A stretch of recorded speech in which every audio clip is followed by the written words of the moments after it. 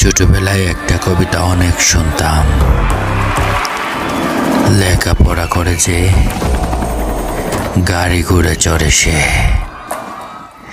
কিন্তু বর্তমানের সময়ে এসে তা শুধুই বিভীষিকাময় এক প্রহসন মাত্র।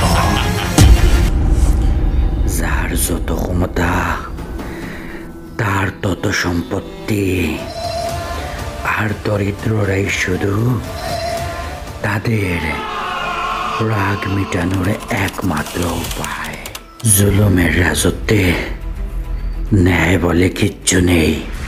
গরিব মানুষ 10,000 টাকা লোন নিলে বাড়িতে 10 বার পুলিশ আসে, কিন্তু 1,000 কোটি টাকা লোন নিলে বিদেশে পালিয়ে যায়। কিছু বললেই নিঃশ্বাস বন্ধ করে দেওয়া হয়, আর সেই জালিমের বিনাশ না হওয়া পর্যন্ত আমি ক্ষান্ত হব না।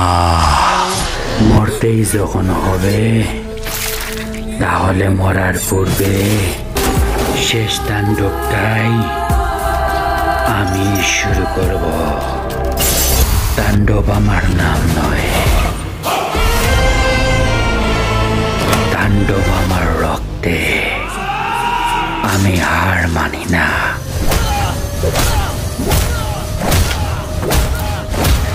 হুমকি দেই না, আমি শুধু ধ্বংস নামিয়ে আনি।